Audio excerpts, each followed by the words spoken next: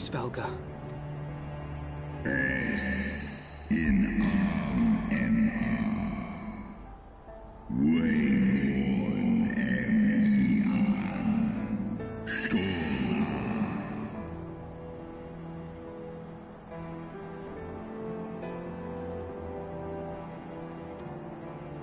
By the 12. Mine ears hear the tongue of dragons, yet the meaning rings clear within my mind. How can that be?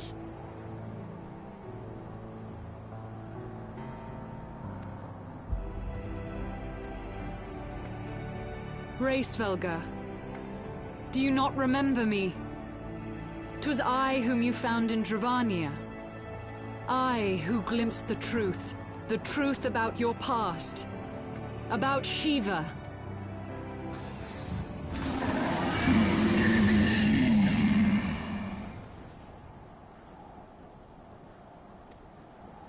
But speak it I must.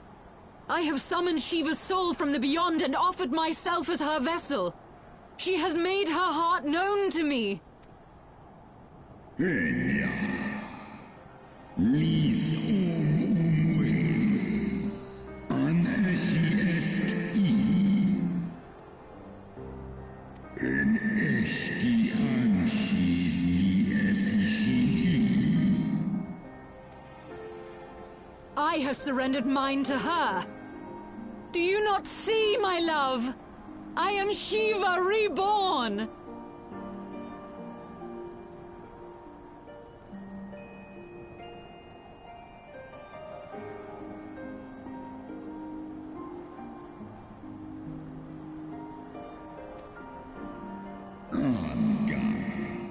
Esklai forul, ineshilai, kanokish esolei. Non shin esh olin, inesh in eldu olin. I'm for is el mi an il ankin, lisnesk nedigranan, eskia ankin nesh, ikin monesh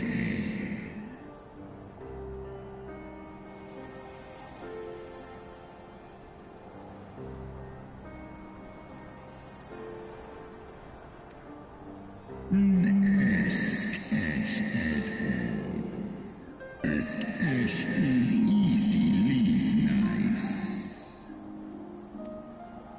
Then the spirit that answered me.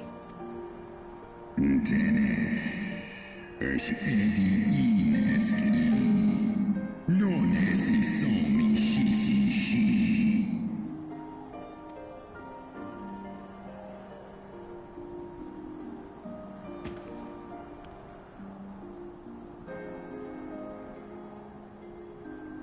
Be that as it may, Lord Svelga, Izel's desire to heal the rift between man and dragon is real, and it has borne us this far. We would spare both our kind and yours the ravages of this senseless war. Pray join your voice to ours in a call for peace and forgiveness. Ten I elgarin, kakolesen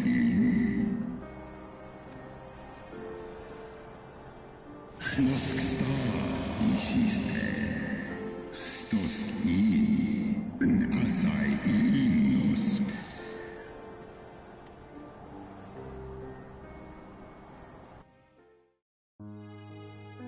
Teto hamafo, esk ein ison ul dran ul esk afashi.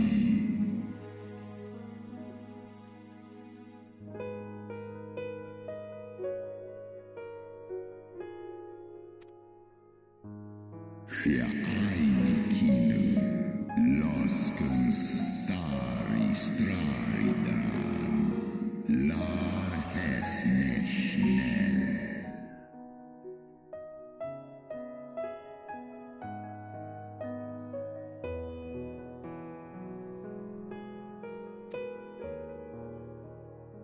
Tohamaftan, feskdu foan istrasi, onis esta ithon.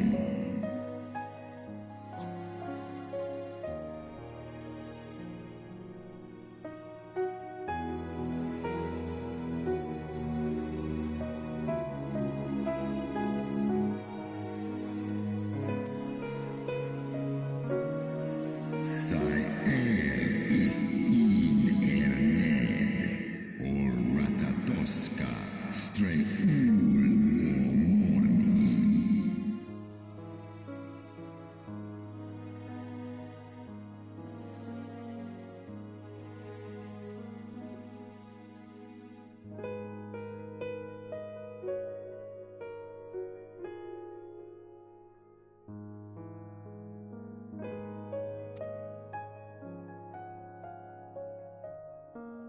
Seski annanisna kasea, tjenened elmoniken, eskian hesnes is hesnes aslist.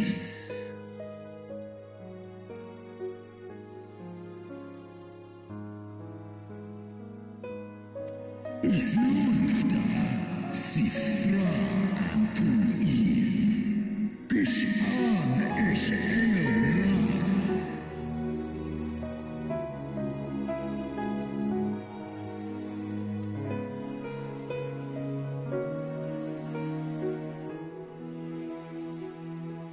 Sithmoni ratatoska nisheg ed, for always engar.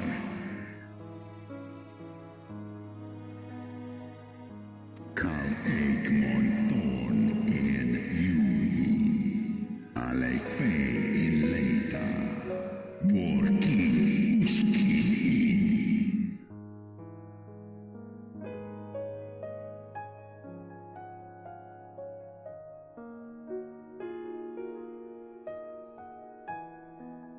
Sanhes shisnishka, stadrana moi.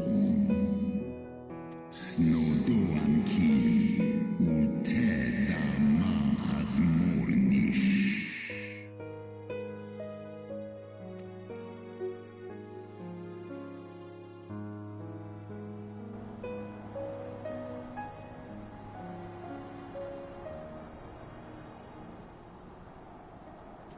Your tale bears scant resemblance to the one I was taught.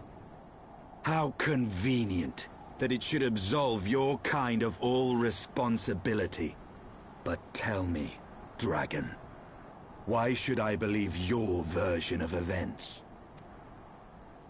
Mixai eski listain, non miki shisikin, kura ala aim el.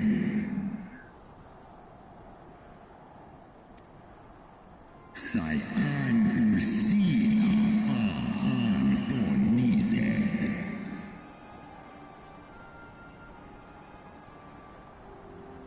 Non wo I alamon a. Skor esk mik I es. Nes so I an on in. Do in an. Olodra.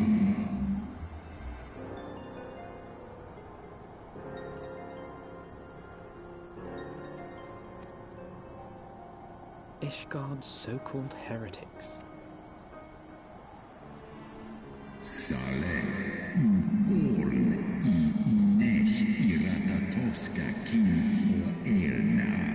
Sith is nesh dokin an.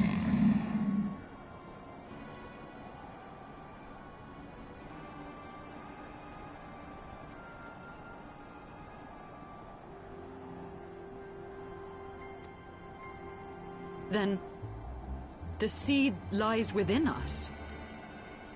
Is ros esh idran, oloson inizeg, non nish I esk diedran en, wa ulwa skola es alakin el andranken, mondo.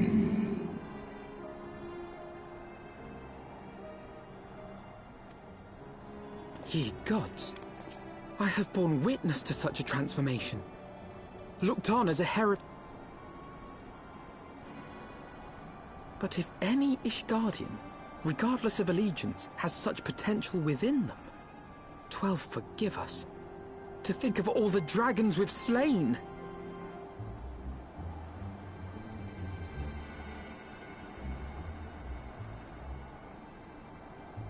War ulmon alaan as drao. Kawol smain korsu thrahal seskmoni se an inkinizeg. Oft have I wondered why Nidhogg did not simply raze Ishgard to the ground. Now I have my answer. He has no intention of winning the Dragonsong War, for it is no war at all, but vengeance, an eternal requiem sung for his murdered sister. In ice in drao, ale inia in. I have not come this far only to admit defeat. We can still return the eye to Nidhogg and beg forgiveness for our ancestors' crimes. Mayhap our words will sway him.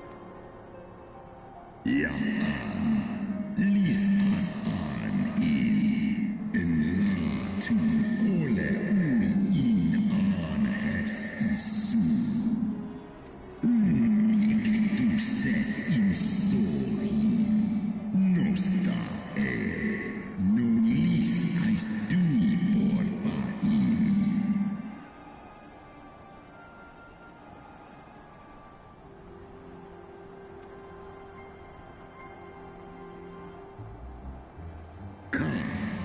Een isi a ultran as niseg for. Een lai as nesh I an iratatoska.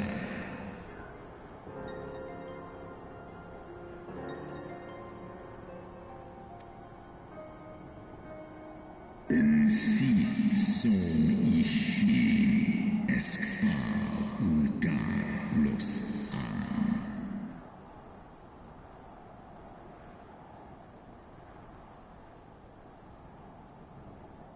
Snosk for an, non an lis I an. Skål I lens an. Skål.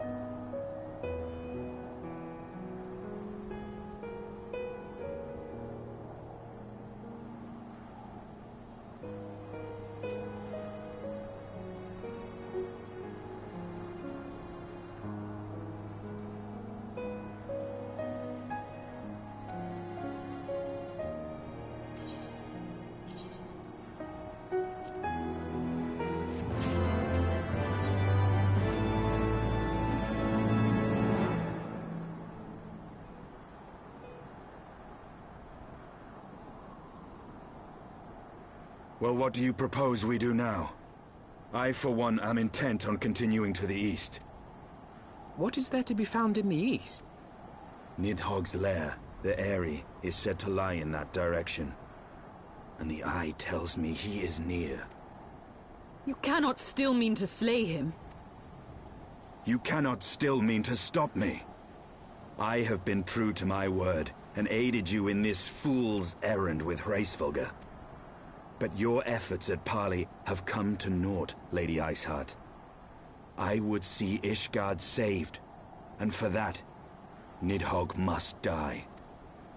With the tale of our ancestors' vile betrayal yet ringing in your ears, you speak of continuing this war? Nay, lady. I would but pierce its vengeful heart. When Nidhogg dies, this war shall die with him. A moment, Estinian. You yourself spoke of the Great Worm's strength, that you believed him powerful enough to raise your city to the ground. Even behind the stout walls of Ishgard, with an army of knights manning the defenses. In close combat, this will afford us an advantage. And if the tales are true, the Warrior of Light has bested many an invincible foe.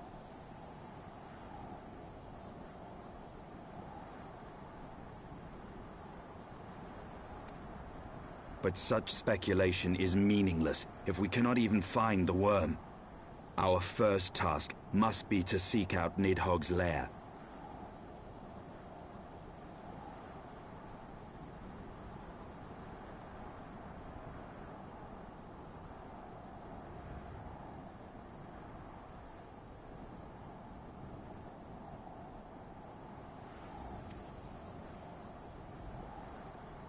The story of this nation grows bloodier by the moment. Such is the way of things, I fear. I shall consider it a miracle if mine armor is not stained crimson ere this conflict is ended.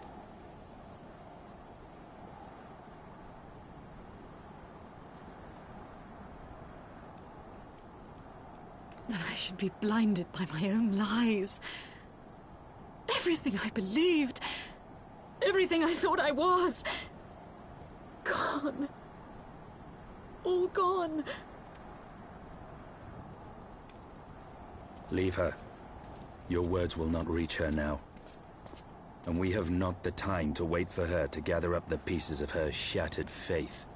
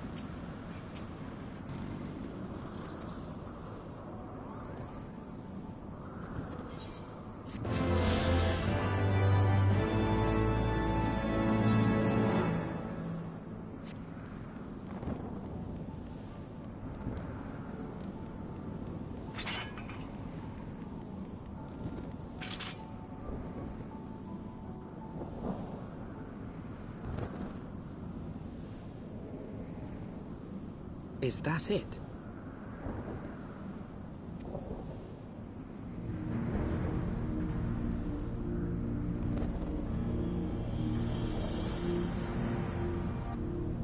Aye, that would be the Eyrie. I feel Nidhogg's presence through the eye, his caustic hatred gnawing at my soul. 'Twould seem the death of his consort has put him on guard. Mark how he wards his lair with tempestuous winds.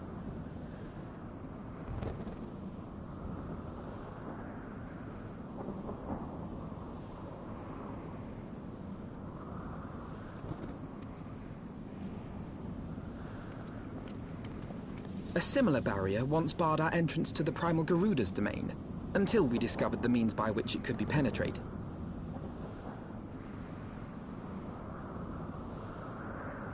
Mayhap it is time we called upon Master Garland.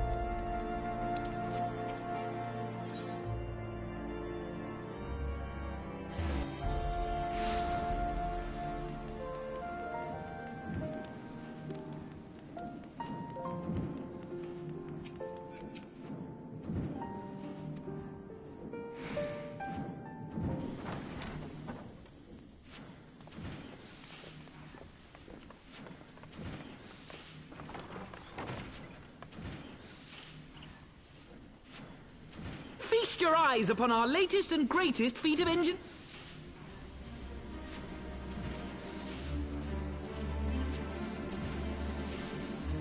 After you put down Gaius, Wedge and me struck out on our own for a bit, and started work on the successor to the tiny Bronco. Impressive little thing, isn't she? My talent for ship design has plainly rubbed off on them.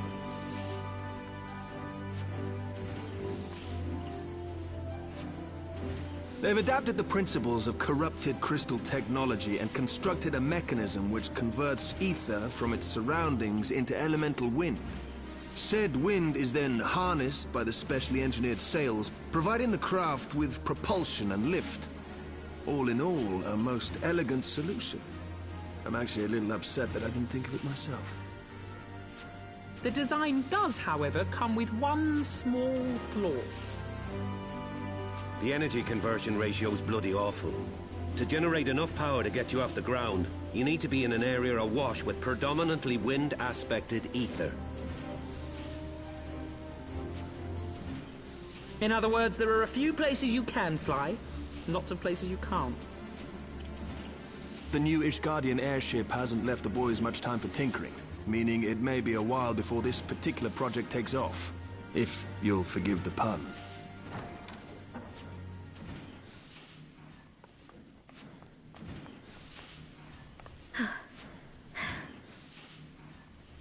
Tataru, what's happened? I've been looking all over for you. There's been word from Alda.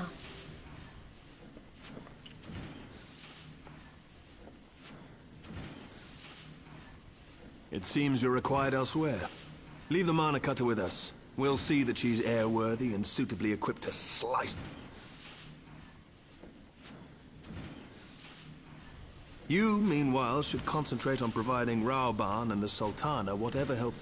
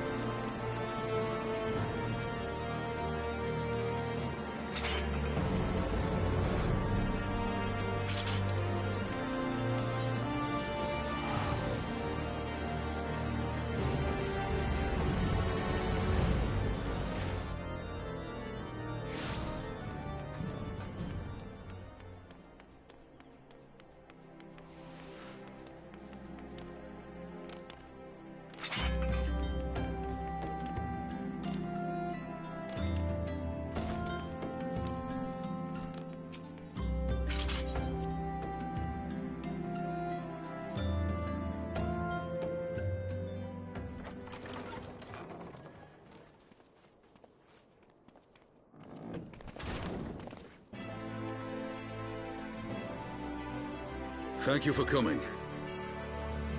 No thanks are necessary, General. I trust your recuperation continues apace. I cannot complain. Thanks to Higiri and her ministrations, I gather you have made progress in the search for Her Grace. Aye, some good fortune at last. A few days past, Dulala informed us that a sizable shipment of alchemical supplies had been delivered to the palace.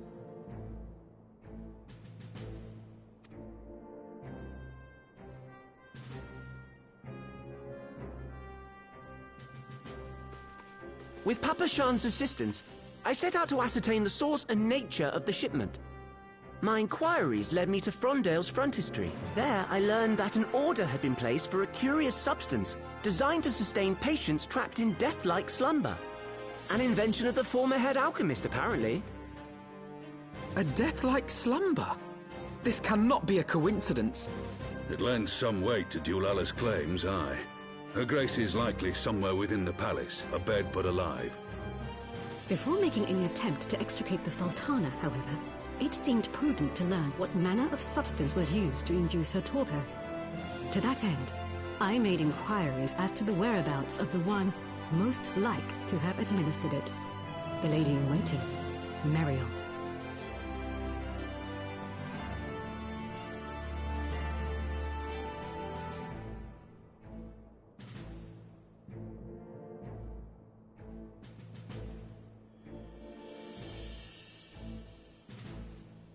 We sent for you as soon as we learned of her location.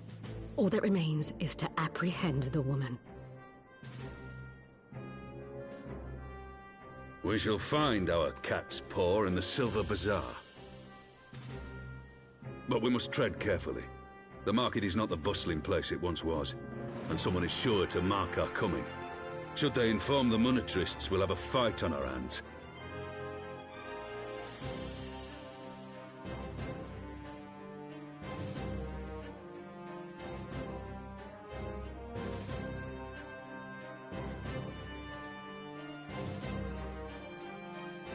We must be prepared for the worst, and being short an arm, I thought it wise to take another in its stead.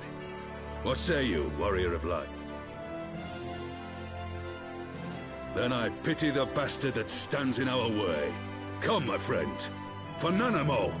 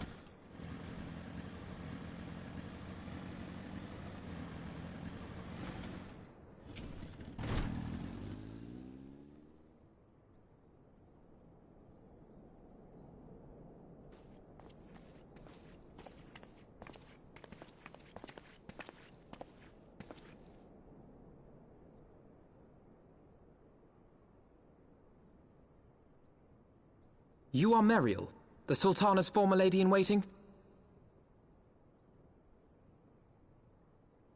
I know no one of that name. Pray excuse...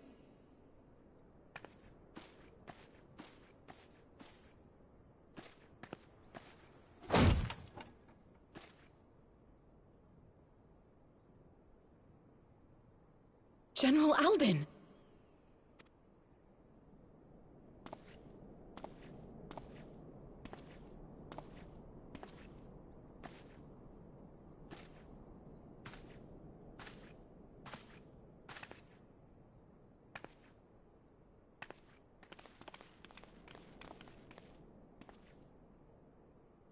We will have the truth from you, girl.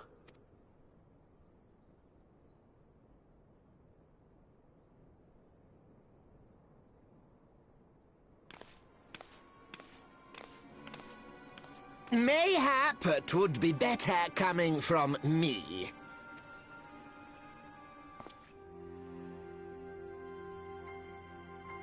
Lonorito, you'd best talk fast.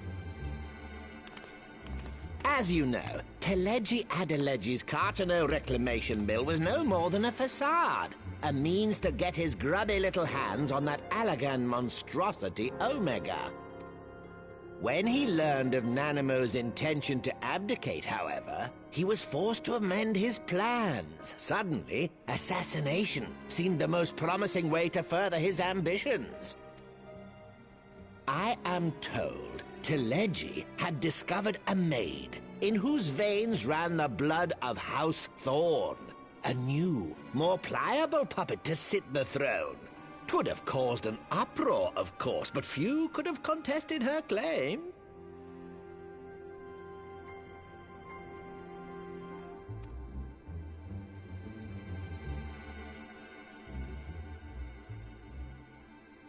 "'Twas plain that Teleji's wild machinations had outgrown our ability to control them.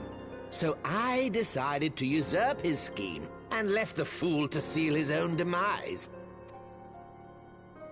And what of Nanamo? Oh, I have no desire to harm her grace. 'Twould profit me little to destabilize our government. Thus did I employ You should know, General, that your dear friend Ilberd was fully aware of my plan.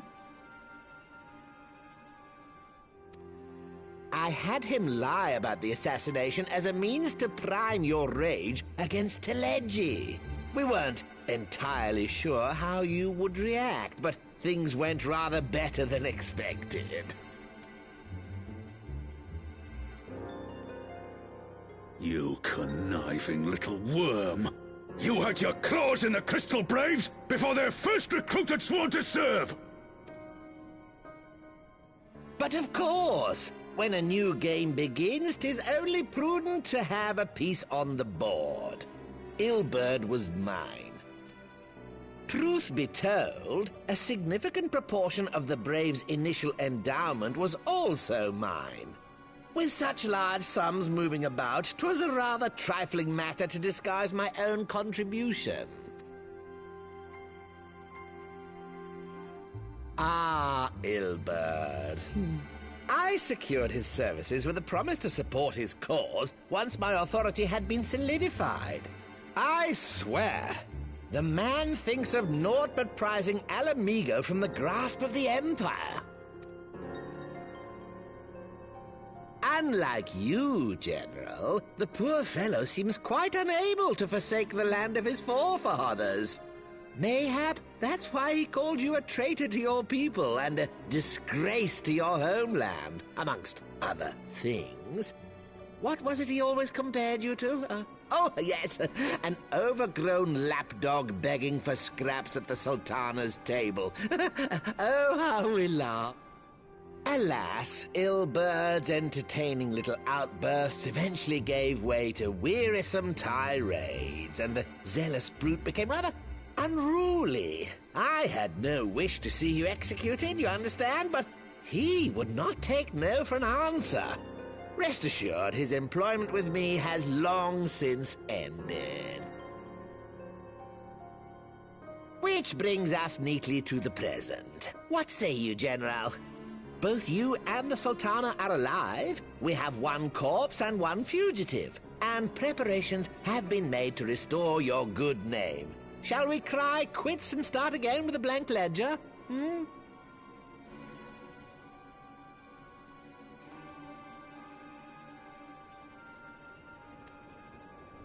The hells we will!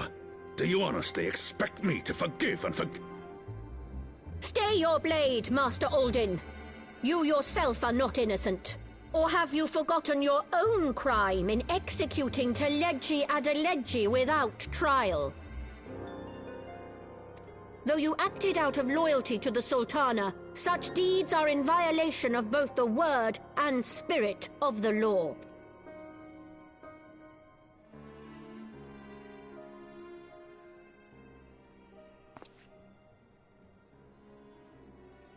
If you would, Lord Lolorito?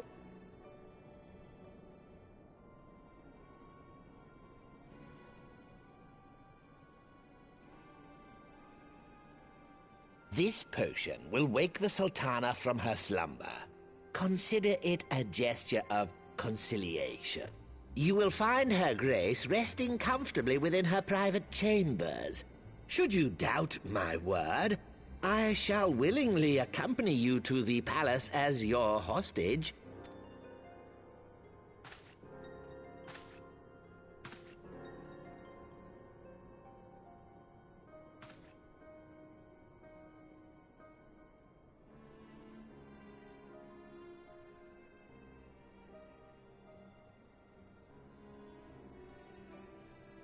I like not your motives, Lolorito. But you saved the Sultana's life, and for that, you have my gratitude.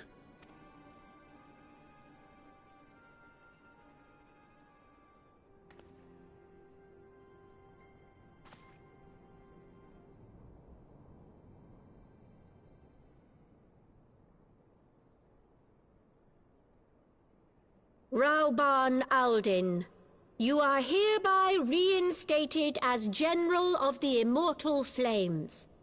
The citizens of Ul'dah shall once more be united under Nanamo Ul'Namo, and together we shall usher in a new age of prosperity.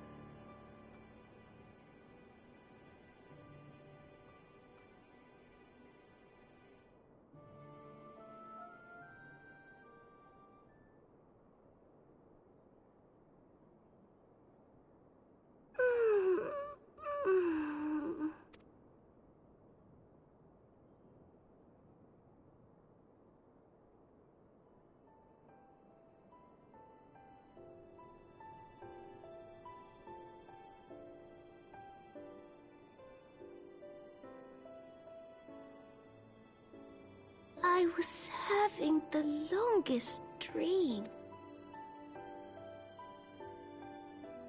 'Tis time to wake up, Your Grace. Another day begins in Thanalan, and the sun blazes bright upon the sands.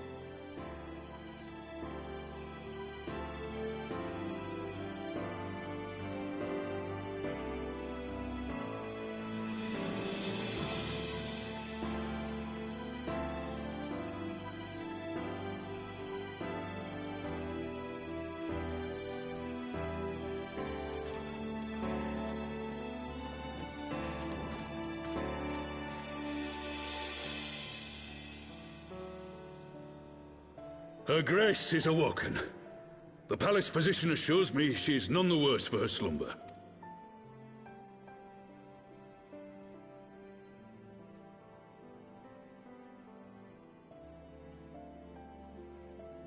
I believe Her Grace will soon resume her plans to place the government of Uldar into the hands of its citizens. Whatever path she chooses to take, I shall walk it with her.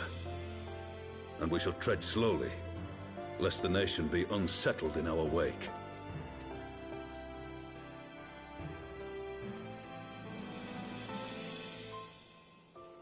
Her Grace's compassion is a shining beacon to us all.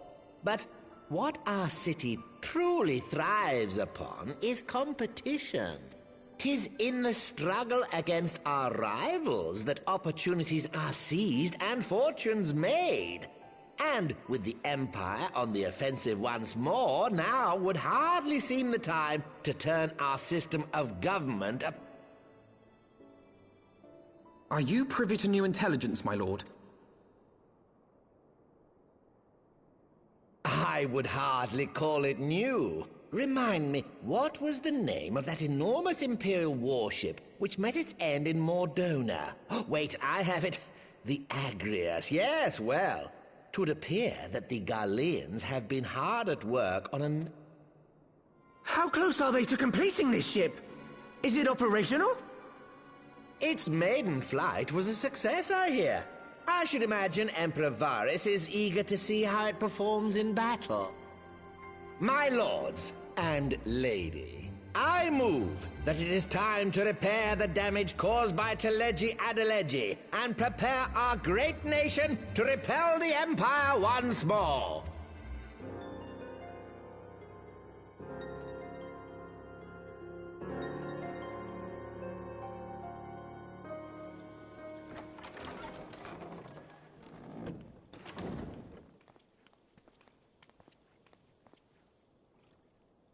"'Tis well that the Sultana has awoken.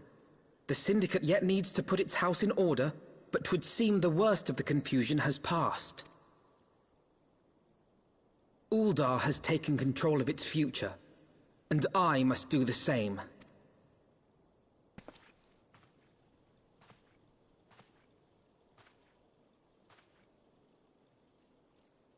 I have decided to disband. Among the recruits, there were those who supported our Order's goals and convictions with all sincerity. 'Tis my hope. As for those who sided with the traitor, Ilberd, they shall be hunted down and held to account for their crimes. It is my earnest hope that they will... my all-conquering Crystal Braves. The model army meant to pave the way for a single unified Grand Company of Eorzea. That so high an ideal should be brought so low. I need not tell you how deeply the betrayal stung me, yet I see now that it was my... As ever, let us resume the search for our missing... The role of Crystal...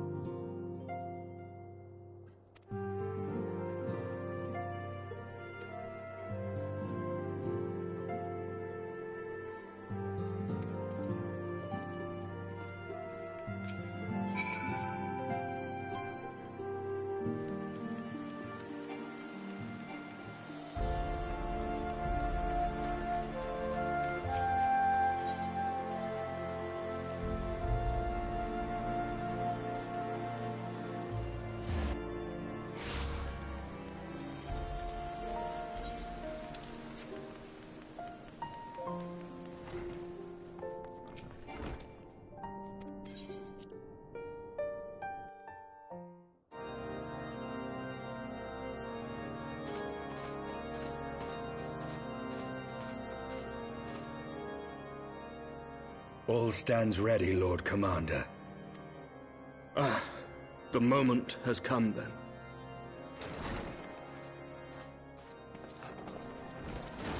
Pray excuse my lateness. I paid a brief visit to the workshop to inquire about the mana cutters. The engineers assure me that they're ready.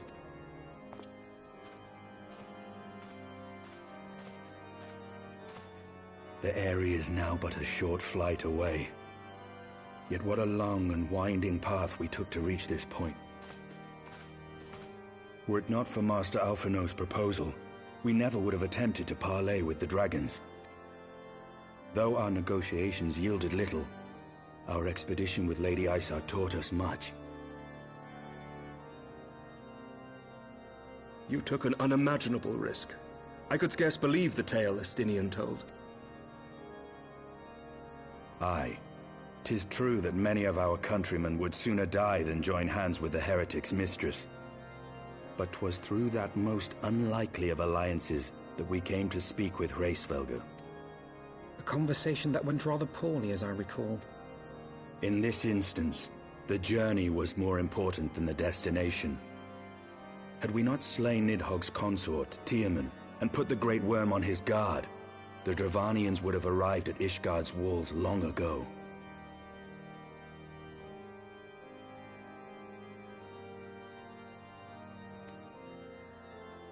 Aye, that they would.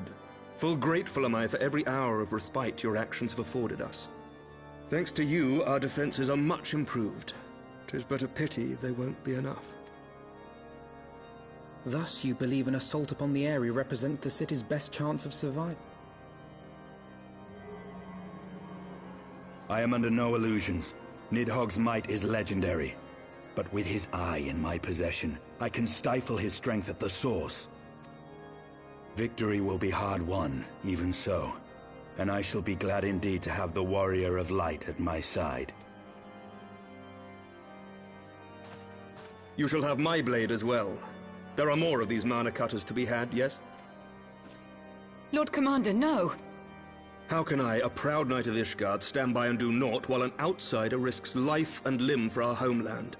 I swore an oath to protect this city.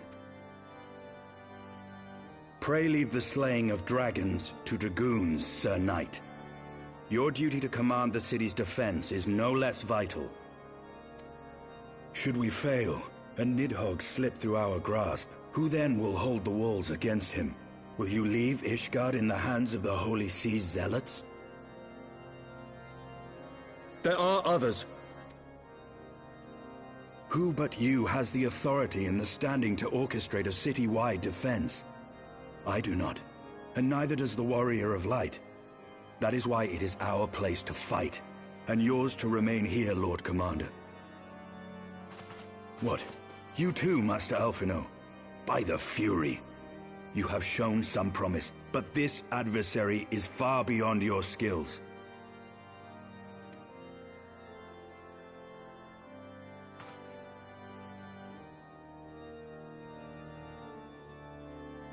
Your candor is appreciated, Sir Dragoon. I shall Well, my friend, 'twould seem I have discouraged the last of the volunteers, and claimed the task as ours alone. But if any alive can best this worm, 'tis surely we too.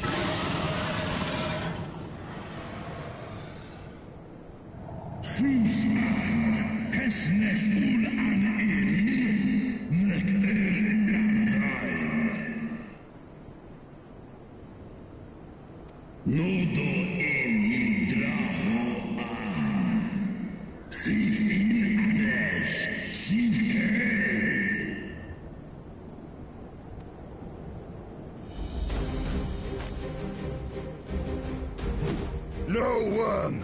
This ends here!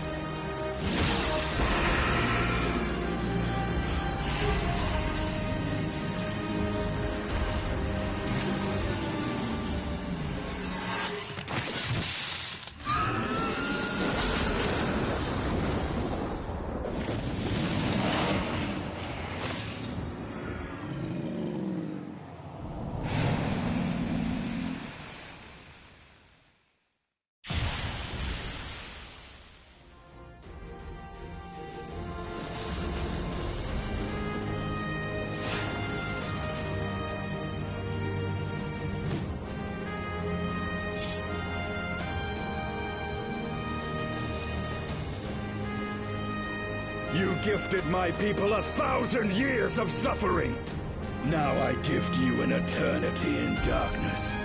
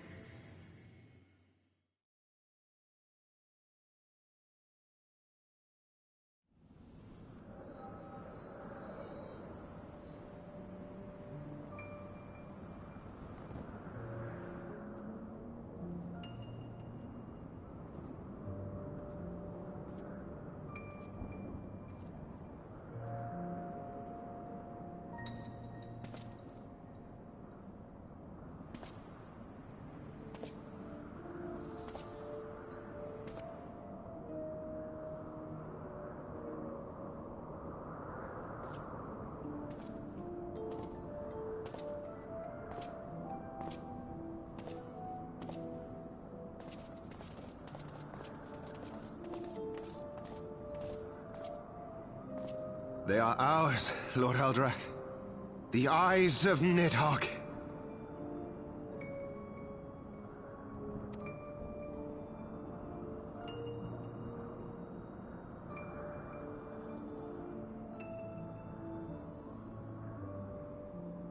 Aye.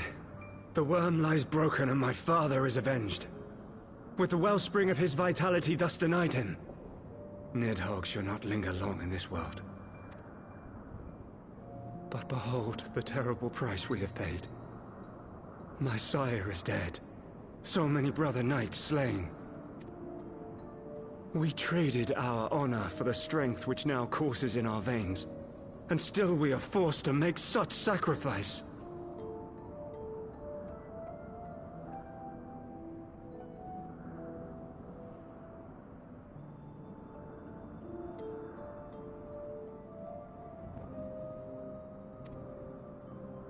But not in vain, my lord. Hraesvelgr is the only great worm left in Dravania, and he dares not leave his lair. With Nidhogg's eyes in your possession, who now can challenge the might of Ishgard, ascend the throne, and take your rightful place as the ruler of our...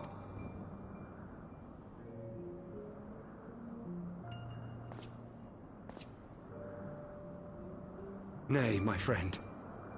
I must forsake the mantle of king. Though Nidhogg be defeated, His wormling horde yet darkens the skies with wings beyond counting. As one who partook of Ratatoska's strength, it shall be my penance to bear a knight's arms until death grants me leave to retire. When that day comes, no prince shall perish, but a hell's-bound hunter of dragons. But Lord Haldreth, what then shall become of the royal line? Think of your people, my lord. Without a king, who will the common man turn to in his hour of need? How will he find his way without your benevolent hand to guide him? I thank you, Sir Flavian and Sir Silvertrill, for dispelling my remaining doubts. With men of such wisdom and compassion in service to the realm, 'tis plain that Ishgard has no need of a king. But if you must bow to the demands of tradition, you need look no further than yourselves for one worthy to wear the crown.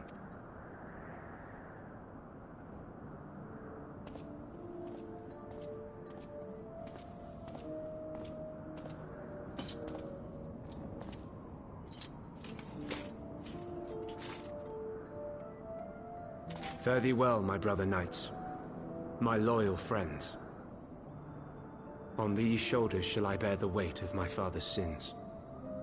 With this lance shall I repay the debt accrued through our misdeeds.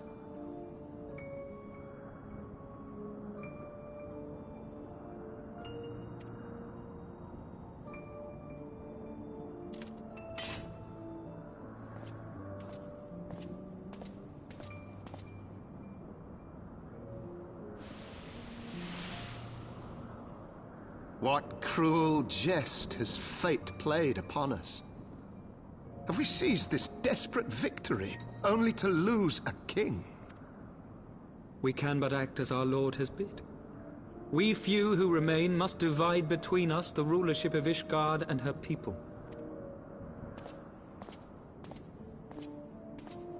Not I. My oath was to Lord Haldreth, and he alone. If he is not to be king, then I would hang up my shield as well. Will you abandon us too, sir?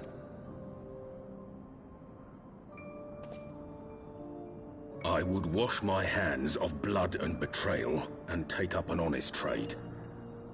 Mayhap I shall serve ale instead of sharpened steel.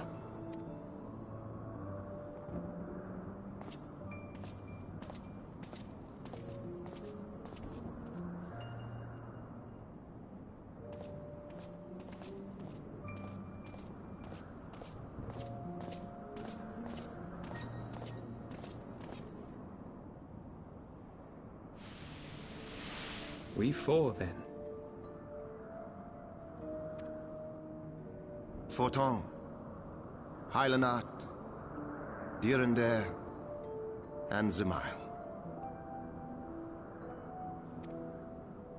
But 4 houses to rule all of Ishgard.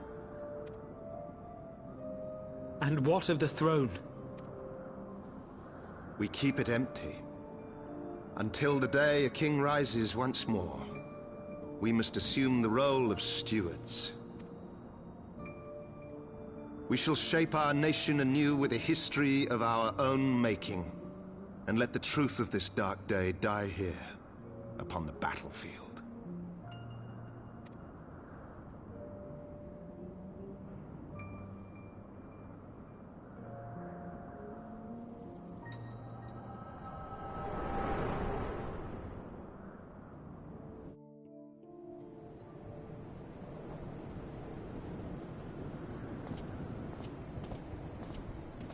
What ails you, friend? Are you wounded?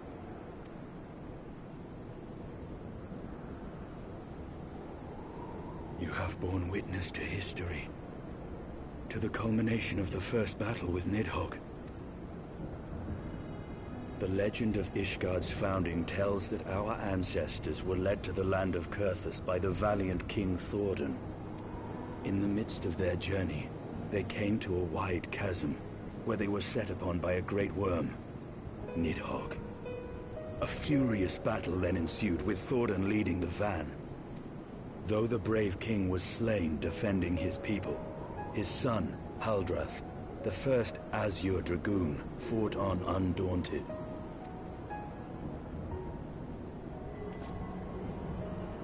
And with a mighty thrust of his lance, he gouged out Nidhogg's eye, forcing the wicked creature into retreat.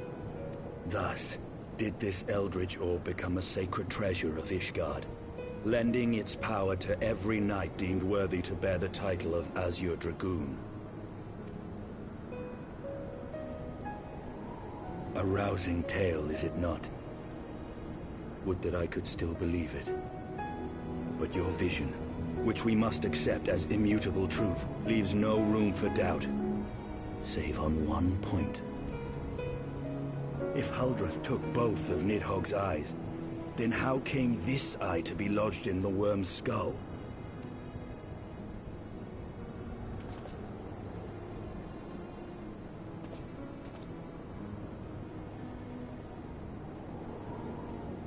Beneath every answer we unearth, another question lies buried.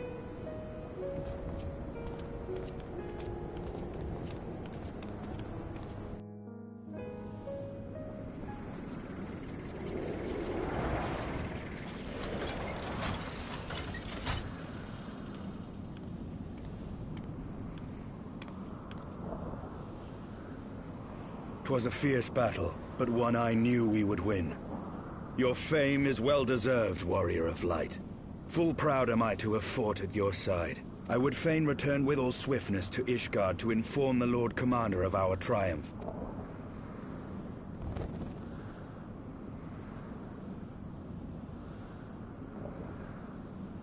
But we must first have words with Hraesvelgr. There are parts of this tale that the worm has kept from us, and I would know wherefore.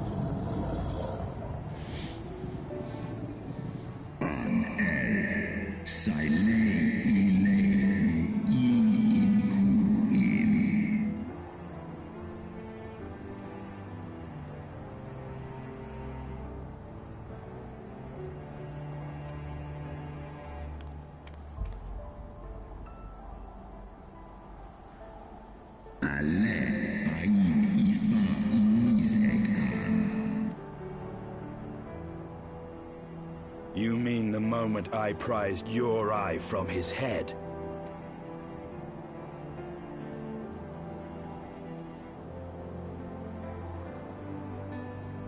Es Oledra Omik es set Nizeg an es an Straf an.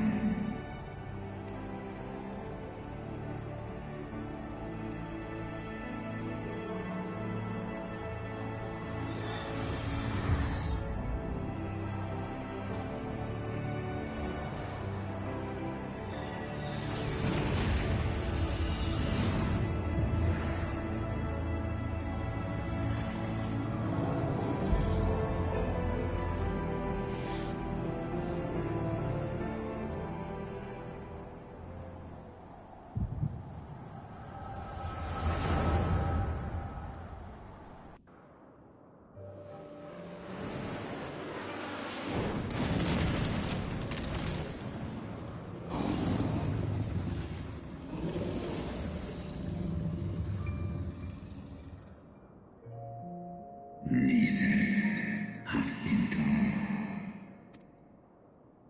Nales in Arman an. Eskil an. Eschnesh Ratatoska in. Ich Ratastra.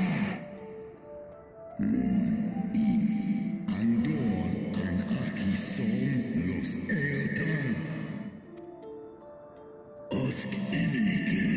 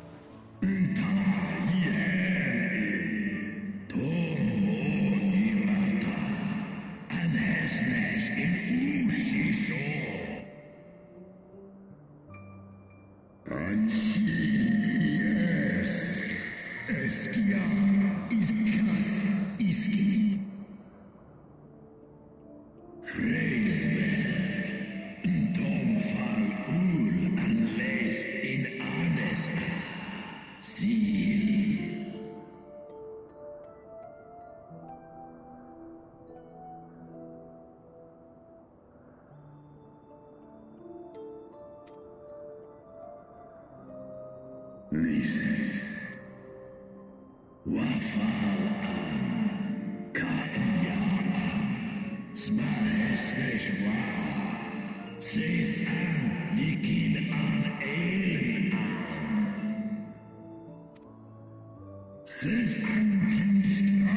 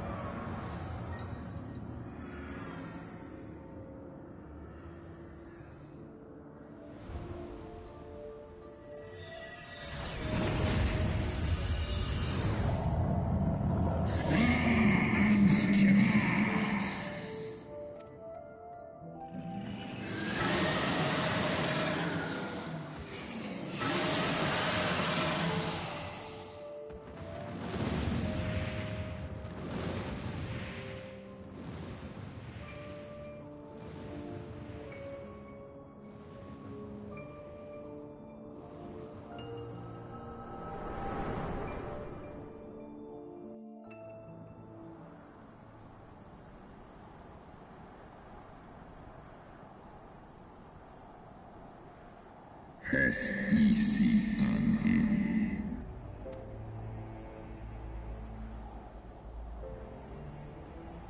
It was yours. Your strength that sustained Nidhogg all the... Would that Huldreth had dealt the worm a killing blow. Kom an I for en king lun aches mon in. Noska an straf an ustjas an.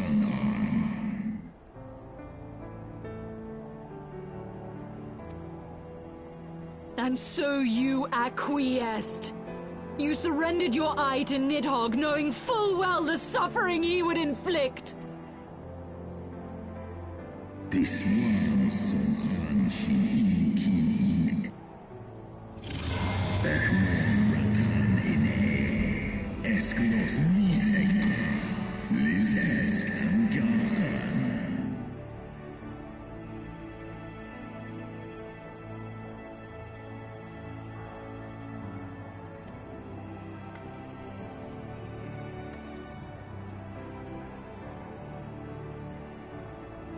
I'm fine. Koluman.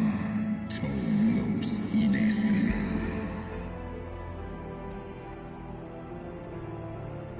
Kas ehi hizo. Sekmon inaan. Stray snowfall in sith ian.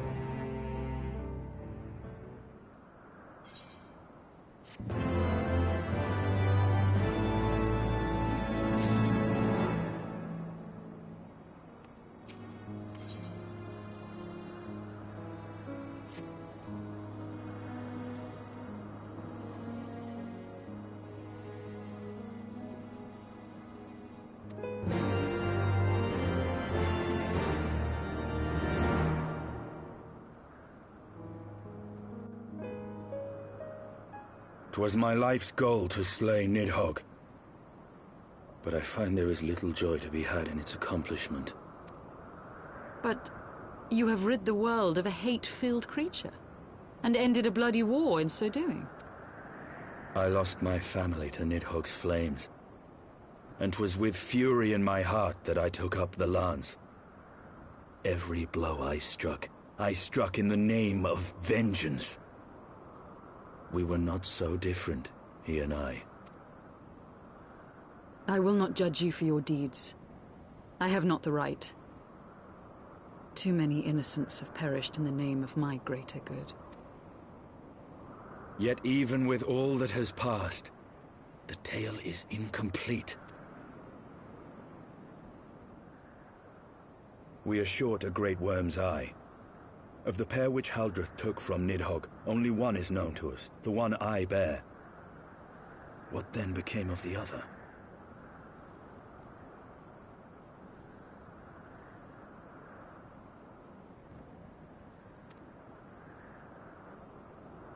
Why did Nidhogg, who had taken such pains to prolong the Dragonsong War, suddenly decide to hurl his entire army against the walls of Ishgard? Lord Commander. Aye. The deed is done. Nidhogg is slain. What? In the city? A battle with whom? At once, Lord Commander. Hold firm till our return. Fighting has broken out in the city. Lord Emmerich was sparse with the particulars, but it seems some commoners threw open the gates to a force of heretics. I gave no order to attack. Are we to mark the end of the Dragonsong War by spilling the blood of our own? Mayhap Hraesvelgr was right about us. Let us away, Warrior of Light. Wait! I would join you! There has been enough violence.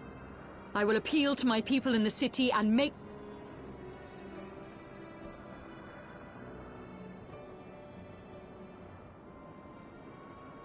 Come then, Lady Iceheart. Let us write the final chapter in this damnable war.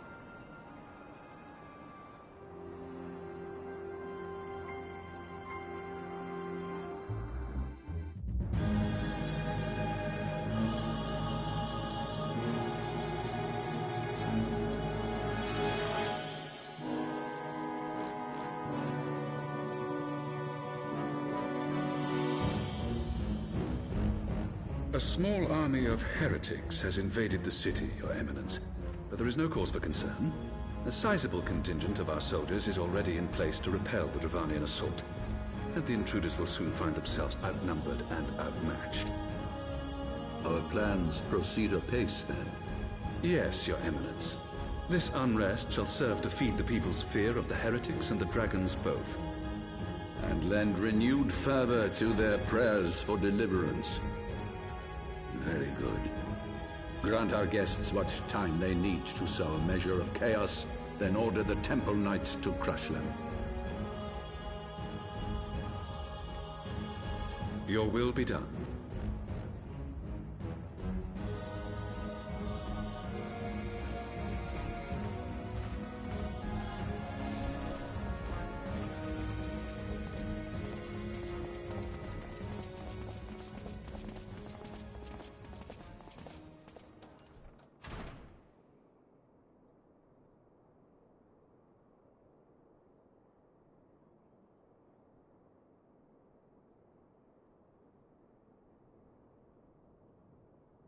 The moment is at hand.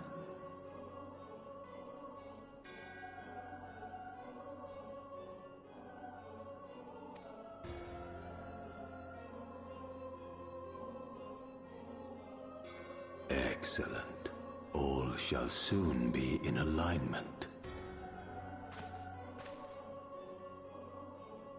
It is time for the Bringer of Light to die.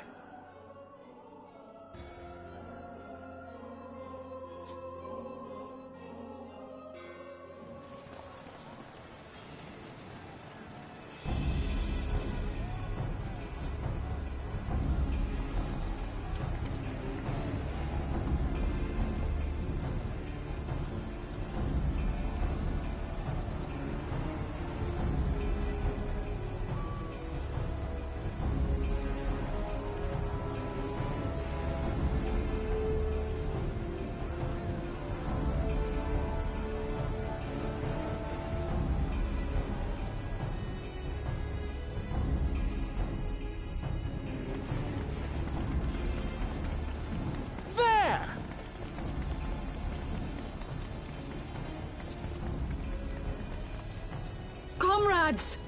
Sheathe your swords! There is no need for further bloodshed! My lady! She has come!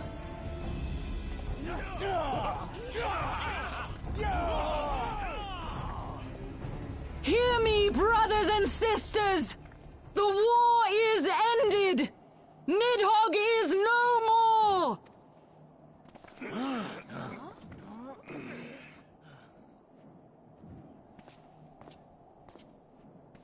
Aye, it is so! This adventurer and the Azure Dragoon laid the great worm low!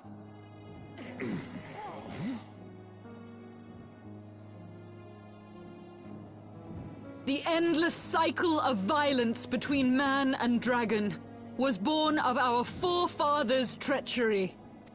You have followed me, bled with me, to bring this truth to light that we might all know peace. But Nidhogg is dead. Nidhogg is dead, my friends! He who bore such hatred towards Ishgard is dead! Let his hatred die with him, I say!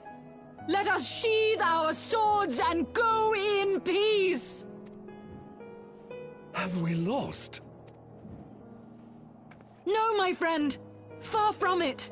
At long last, the peace for which we have so desperately fought is within our grasp. And I, for one, would not forsake it!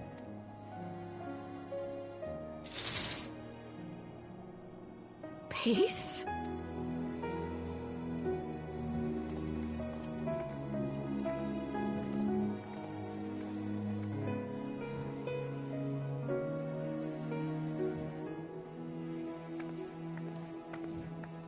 Seize the witch!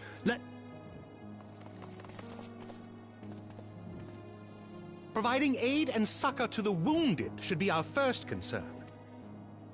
If the heretics mean to observe the peace, then it would be folly not to do the same.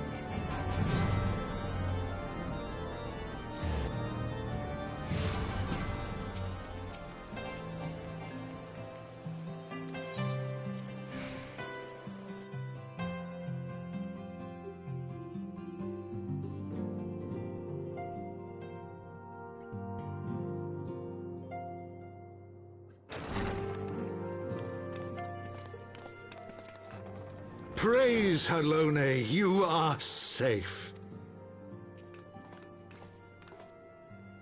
My safety was never in doubt, Father. For I had the Azure Dragoon and the Warrior of Light by my side. We bring the most wonderful tidings.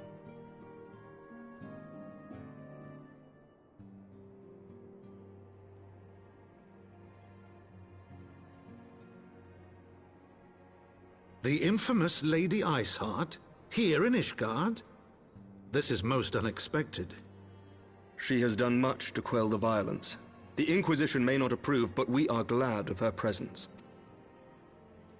And with the Great Worm's demise, even our nation's more reactionary elements will have scant grounds to press for her immediate impeachment.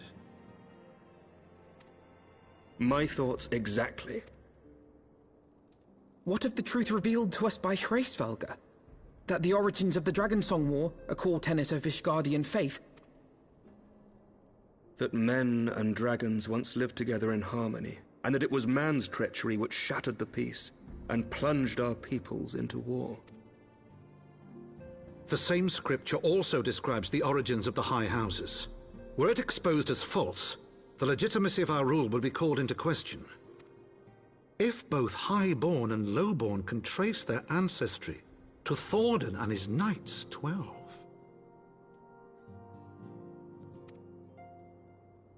But a single sip of dragon's blood is required to confirm their lineage.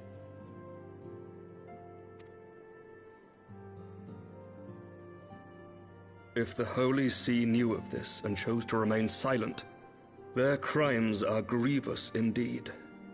Regardless, this state of affairs cannot be allowed to continue.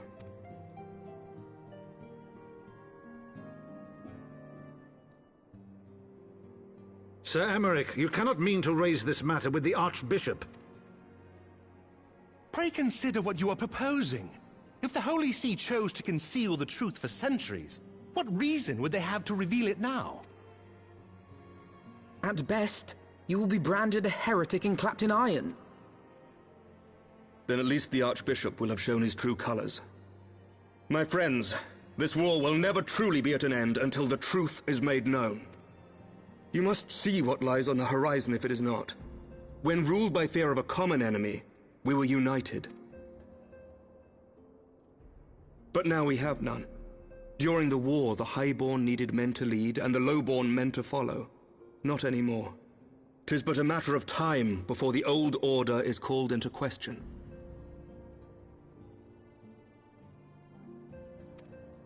Lady Iceheart will share the truth with her followers, and the Holy See will be powerless to stop its spread. The disenfranchised will rise up united, and blood will flow in the streets once more.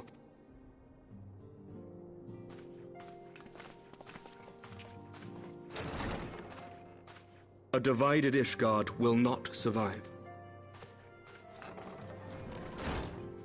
Tread carefully, Lord Commander.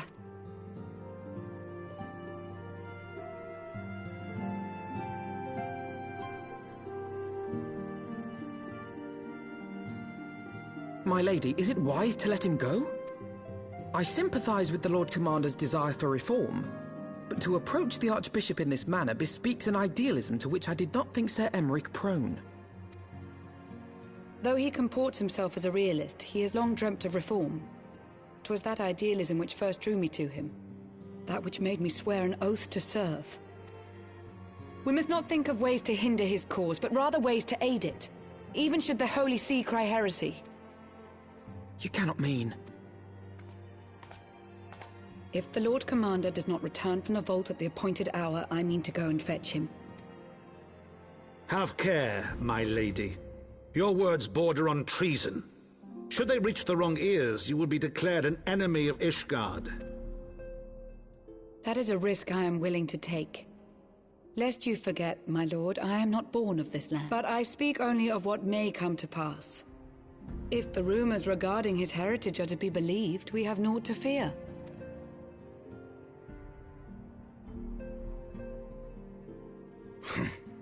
Lies and slander. Forgive me, what rumors are these? That Sir Emmerich is the Archbishop's bastard son.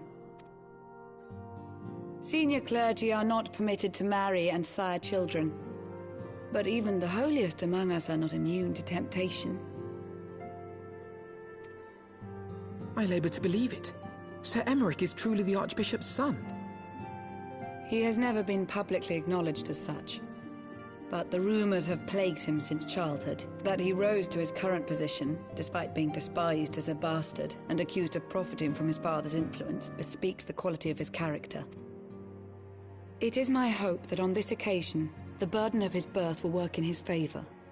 Should our worst fears be realized, the Archbishop will not be so quick to execute his own flesh and blood, affording us time.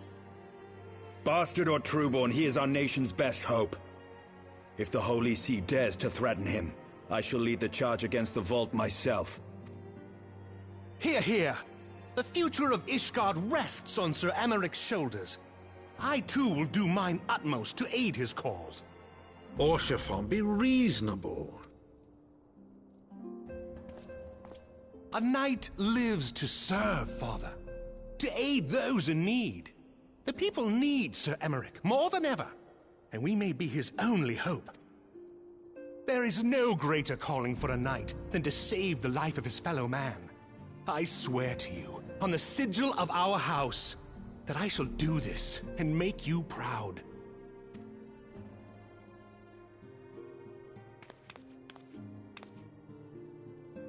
Even you? Romantic, reckless fools, the lot of you. I thank you all for your support.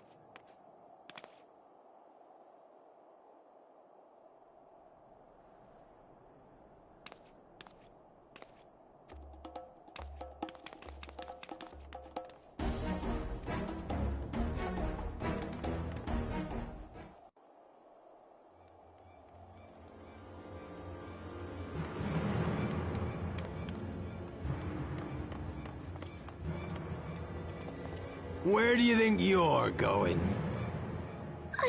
I'm sorry, I didn't mean to offend. What's going on here? What's it to you, boy? Hold on. I've seen them around. They're in and out the house 4 Tom's Manor. Oh, I see. Skulking about at your highborn master's bidding, eh? Bloodhounds, hope. You are quite mistaken, I assure you. We came here to help. Haha! Listen to the pups! Enough! Leave threatening women and children to our betters. We don't have them.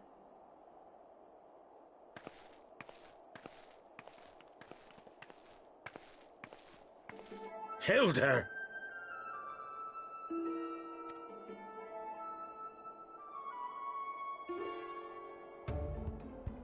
Lay a finger on the Blue Blood's pups, and you're like to lose the hand.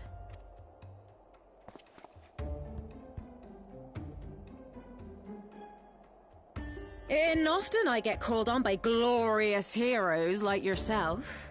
So tell me, what have I done to deserve you?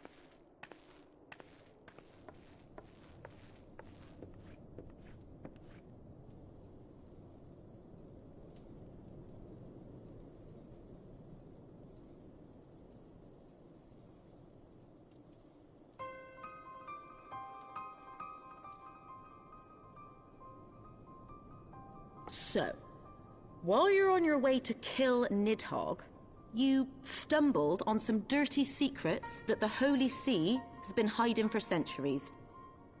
Eh? What are they on? The High Houses. And what makes a nobleman so bleeding noble? They trace their blood back to King Thordan and his Knights 12, the founder. But our friends here reckon we're all descended from the heroes of Eld. Highborn.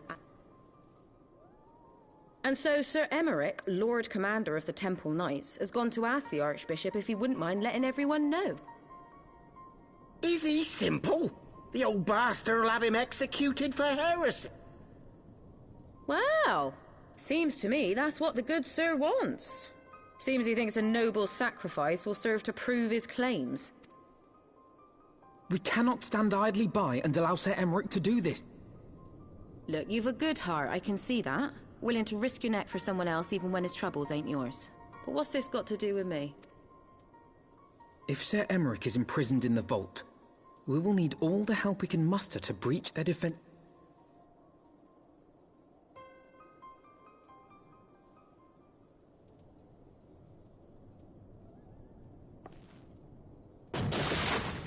What in the hell?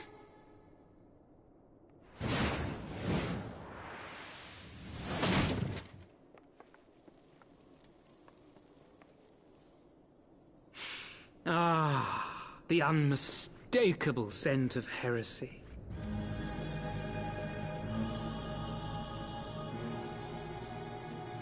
And what do we have here? The honored guests of House Fortom consorting with the Queen of Rats.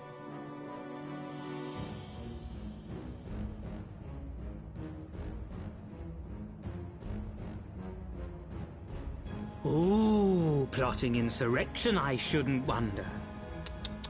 That won't do. Sickness is wont to fester and spread. It must be burnt out ere the infection takes hold. I reckon Sir'd be happy to wield the irons himself. Well, so happens I've got irons of my own.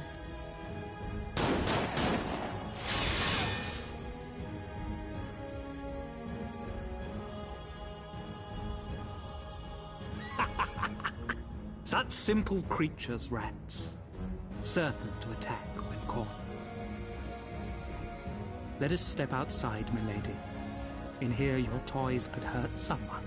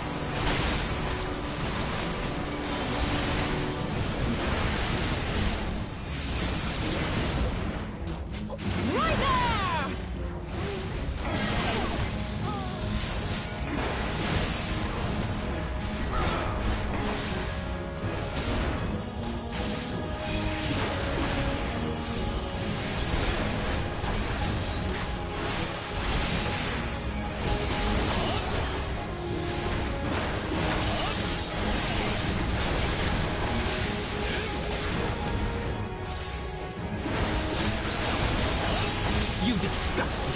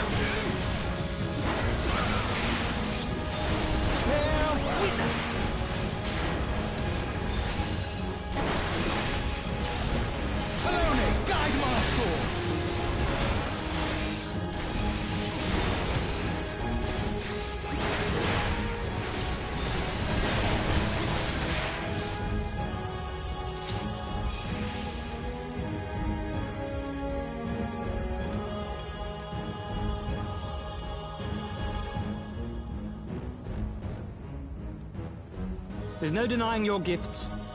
A well-deserved reputation indeed.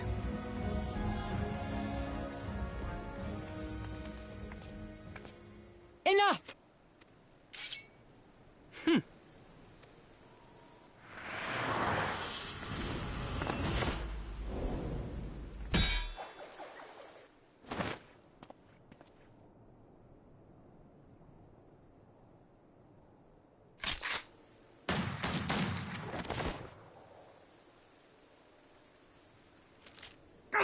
Lucky bastard.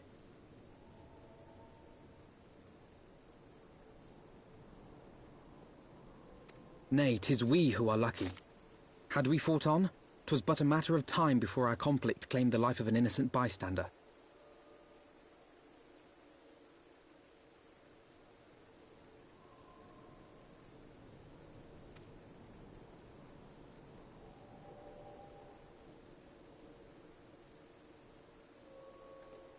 I thought the Heavens Ward might come here as well. They came to the Temple Knights' headquarters. Aye. Sir Grinno announced that the Lord Commander had been imprisoned under suspicion of heresy, and that the Heavens Ward had been granted full authority in his stead. Then the Heavens Ward now commands the Temple Knight. Those still loyal to Sir Emmerich answer to me. Alas, that amounts to but half. The other half, who opposed his promotion to Lord Commander, have gathered at the vault as all. Bolstering the guard already, eh? If I didn't know any better. I take it you're in charge. Hilda. And yes, the young master was just persuading me to join his lost cause. Convincing little beggar, isn't he? Aye. Your passion moved me. A bit. That, and the fact that we're sick of living off the leavings of our best. If you've a mind to change things around here, then we've a...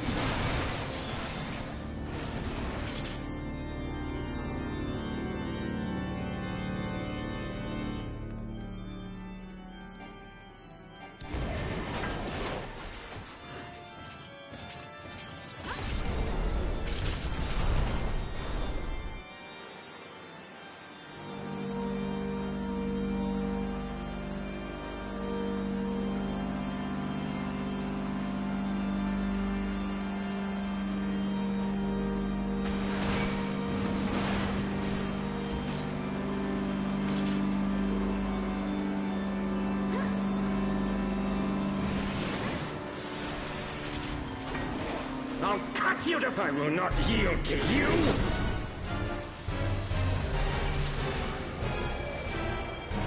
I have the power!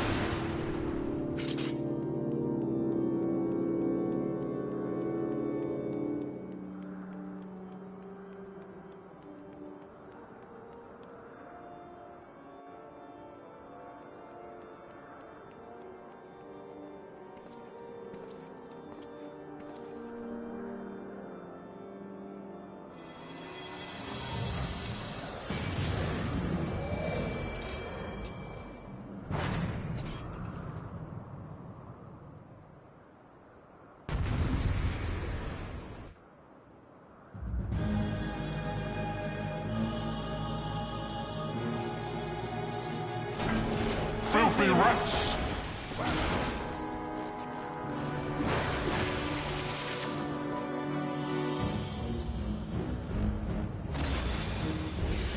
And now the final cut!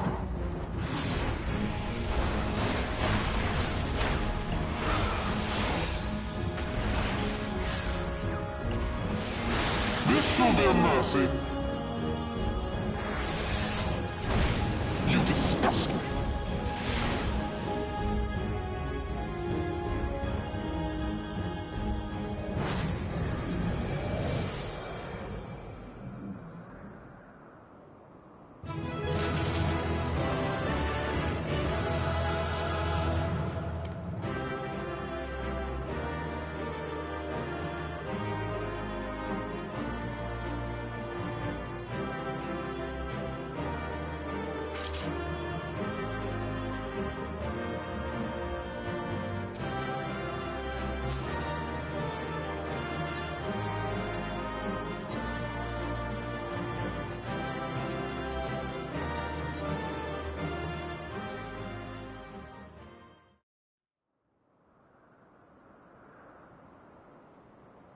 Our power! How can this be?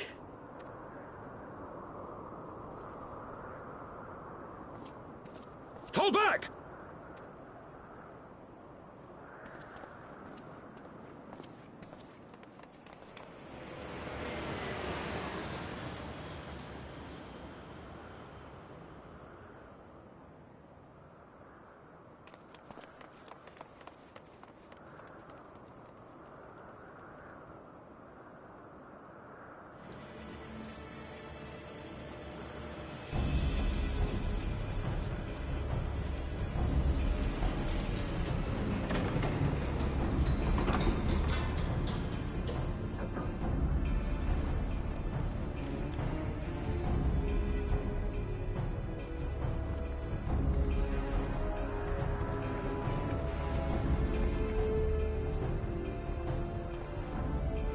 Father, please! For a mercy, we were not too late.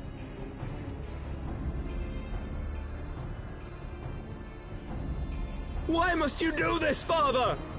Nidhogg is fallen. There is no need for further deception. Now is the time to renounce the lies which led us down this path. To start anew! And tear down the very pillars of our society? Our history, our values, everything we have built over 1,000 years? A fool to the last.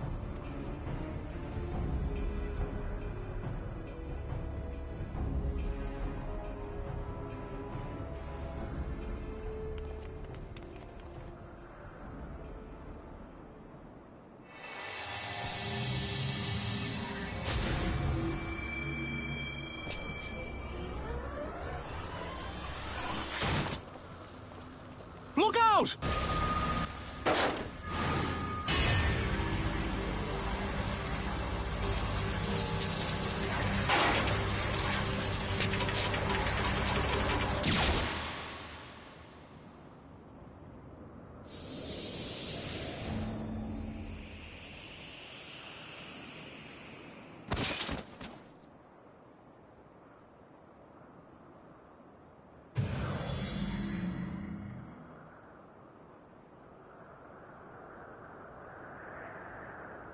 Go. Asisla awaits.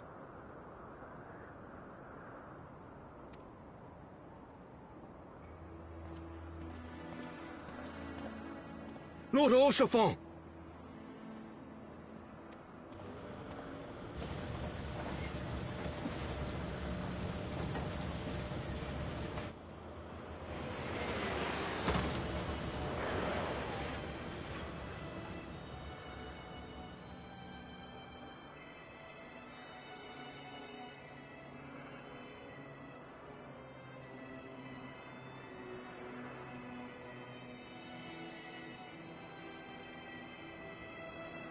It's no good.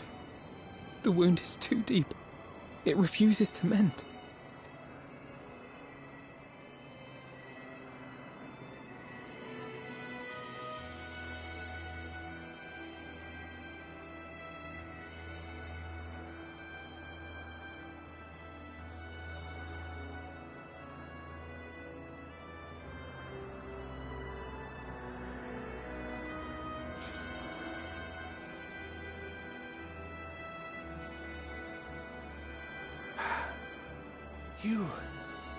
You are unharmed? Forgive me. I could not bear the thought of...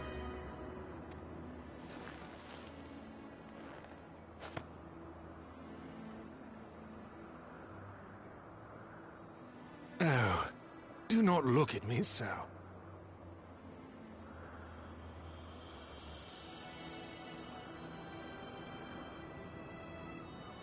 A smile better suits a hero.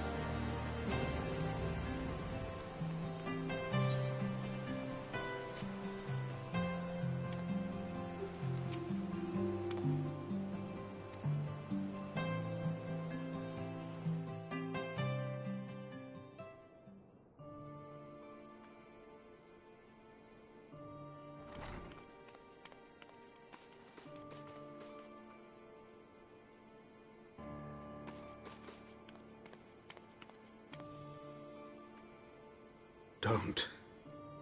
Please. A knight lives to serve, to protect.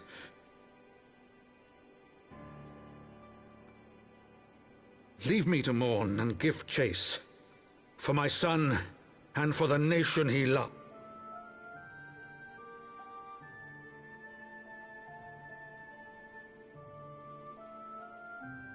His sacrifice shall not... My son.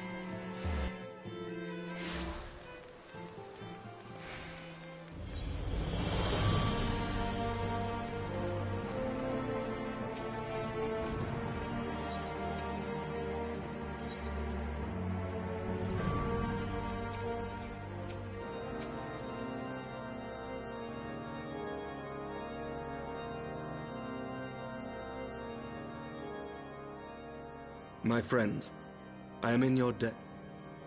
Think nothing of it. Your wounds are healing.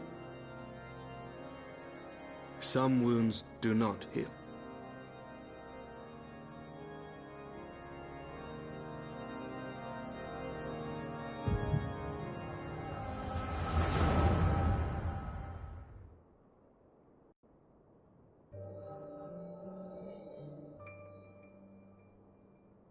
The Founding. The Scriptures, 1,000 years of lies, all to deceive the common man. Nay, our own brothers and sisters. For the blood of the Knights 12 flows within all our veins. You knew this to be true. You knew, and you concealed it.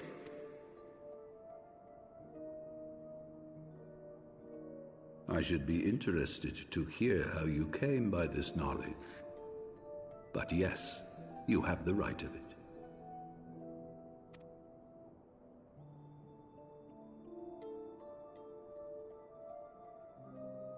The architects of Ishgard, King Thordan and his Knights 12, entrapped and butchered the great worm, Ratatoskr, that they might partake of her eyes and thereby transcend their mortal limits.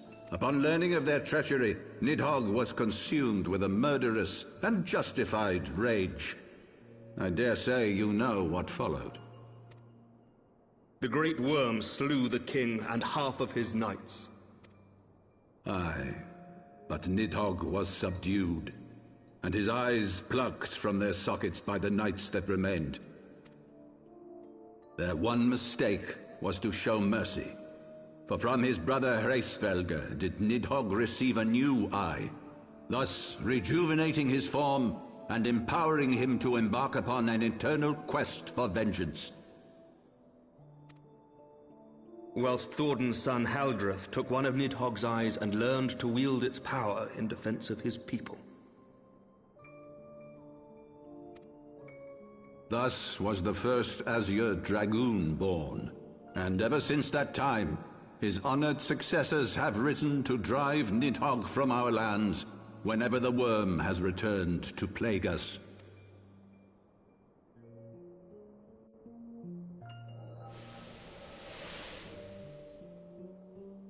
I ask you, my son, will you answer for my sins? Will your son and his son answer for me as well? What do you mean? If a man cannot atone for his sins in the course of his all too fleeting life, must his progeny then be held to account? Must every subsequent generation be judged as well? Thorin's betrayal of Ratatoskr was an unconscionable, unforgivable sin. Should we then, as his descendants, meekly surrender ourselves to an eternity of punishment?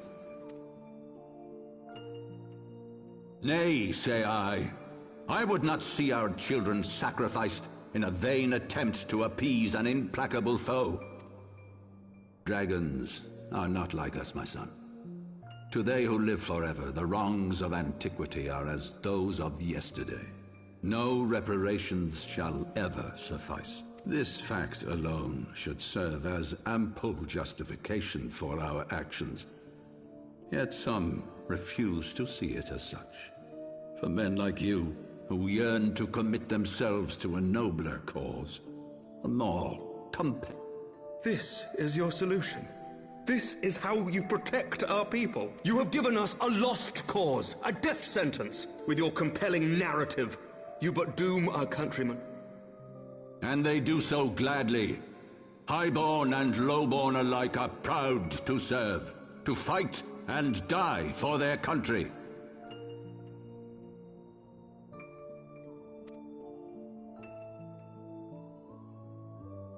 And what would you say to them? What would you tell the wives who have lost their husbands? The mothers who have lost their sons? That their loved ones died for naught? Over the course of 1,000 years, countless men have donned these robes, and every one of them came to accept the necessity of this solution. Once, I hoped you might.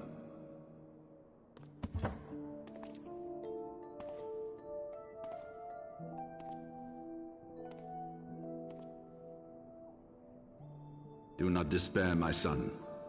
Soon I shall free us from the sins of antiquity, and bring about the change you so fervently desire.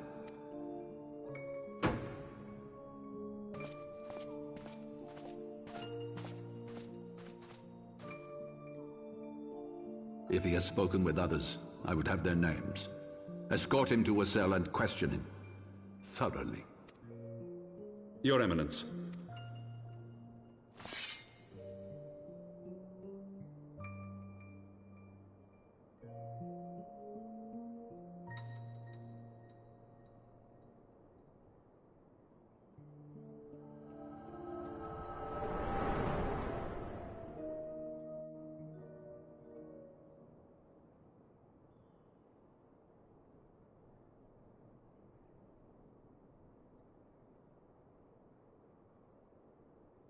You saw something, did you not?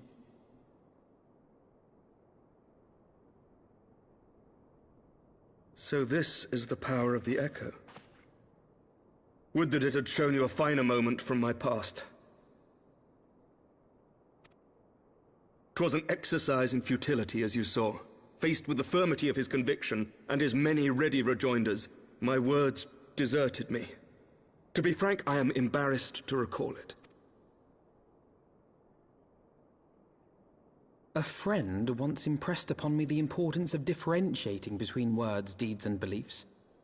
Were he here, I suspect he would judge your father's conviction to be no more than rank, self-serving delusion. Even so, I cannot help but wonder what manner of change he intends to bring about. I have given some thought to that as well. During the battle within the vault, the Heaven's Ward demonstrated strange and unnatural abilities. Aye, the manner in which Sir Zephyrin struck down Lord Haurchefant was unlike anything I've ever seen before. The spectacle called to mind King Thordan and his Knights 12 as they are depicted in scripture, holy powers and all.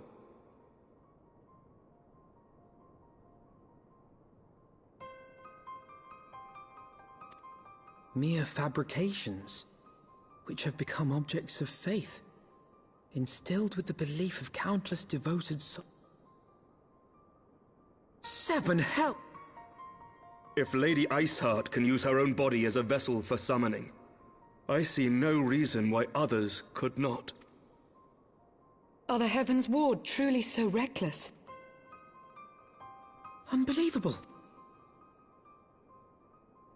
As they fled, my father spoke of Aziz La. Though I know not what he intends, I fear no good shall come of it.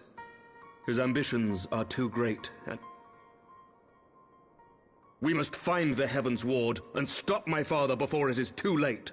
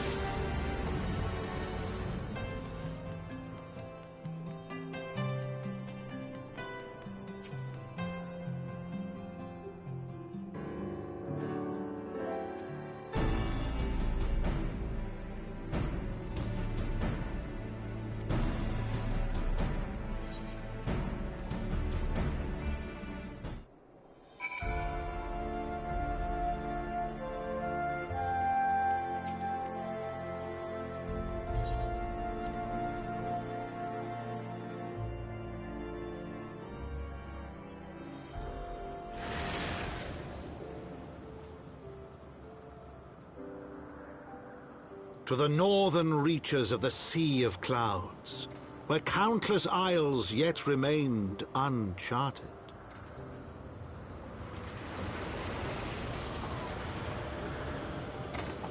In search of a mysterious land known as Azizlar, and the unmasked villain who sought to claim its secrets.